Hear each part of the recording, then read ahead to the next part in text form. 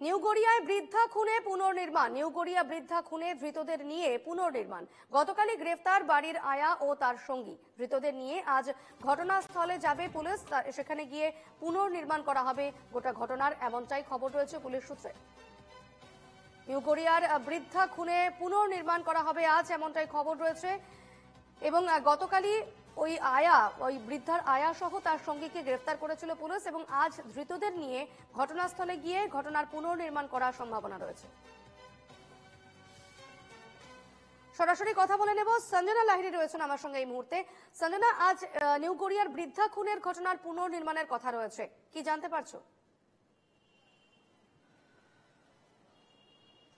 দেখো, ইতিমধ্যেই যেটা দেখা গিয়েছে যে 12 দিনের পুলিশ হেফাজত দেওয়া হয়েছে অভিযুক্ত দুজনকে, অর্থাৎ জালাল এবং আশালতা দুজনকেই, এবং এদেরকে সঙ্গে নিয়ে আজকে বিকেলের পর পুনর্নির্মাণ করার সম্ভাবনা রয়েছে পুলিশের। তার কারণ যে প্রাথমিক জেরায় পুলিশের কাছে যে তথ্য দিয়েছে সেই তথ্য কতটা সাজুর্যপূর্ণ সেটাই কিন্তু মূলত খতিয়ে দেখার জন্য আজকে পুনর্নির্মাণ হওয়ার একটা সম্ভাবনা রয়েছে। তদন্তকারী আধিকারিকরা সঙ্গে নিয়েই মূলত এই দুজনকে সঙ্গে নিয়ে পুনর্নির্মাণ করবে। এখনো পর্যন্ত যে সমস্ত তথ্য পাওয়া গেছে তাতে কিন্তু এটা স্পষ্ট যে লুঠের উদ্দেশ্যেই খুন, এবং যেহেতু বাড়িতে একাকী দম্পতিকে পাওয়া গিয়েছিল, যাদের মধ্যে একজন অসুস্থ এবং আরেকজন অনেকটাই বয়স্ক, এবং সেই জন্য কিন্তু সফট টার্গেট হিসেবে প্রবীণ নাগরিককেই টার্গেট করেছিল এই অভিযুক্তরা।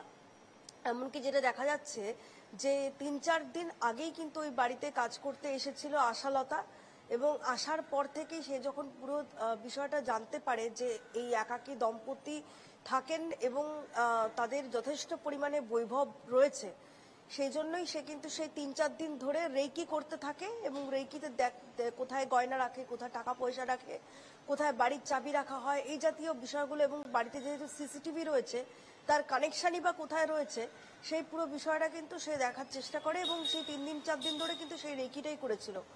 এবং যেহেতু আগে থেকেই জালালের সঙ্গে নরেন্দ্রপুরের ভাড়া বাড়িতে সে লিভিনে থাকতো এই আশালতা, সেই পার্টনারের সঙ্গে কিন্তু মূলত এই ছক করেছিল এই খুন করার। যদিও পুরোটাই কিন্তু আশালতা একাই করেছে, এবং জালালকে সাক্ষী হিসেবে বা পাহারাদার হিসেবে কিন্তু কাজে লাগিয়েছিল, এবং মাস্টার মাইন্ড কিন্তু বলা যেতে পারে এই দুজনেই, কারণ দুজনেই কিন্তু এই ছক কষেছিল।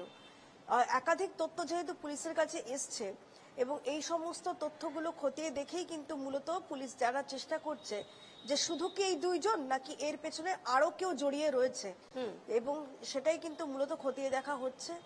এবং ইতিমধ্যেই পুলিশের তরফ থেকে সেই ব্যবস্থাও করা হয়েছে যাতে এই দুজন ছাড়া আর কেউ রয়েছে কিনা সেটাও খতিয়ে দেখার জন্য, কারণ এদের টাওয়ার লোকেশন অনুযায়ী এবং কল লিস্ট চেক করে দেখা হচ্ছে যে আর কেউ জড়িয়ে রয়েছে কিনা।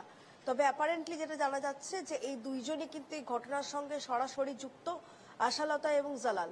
তো সুতরাং আর কি কি তথ্য পাওয়া যায় সেটাই কিন্তু এখনো মূলত পুলিশ খতিয়ে দেখছে। অবশ্যই এদিকে নজর থাকবে। ধন্যবাদ সঞ্জনা।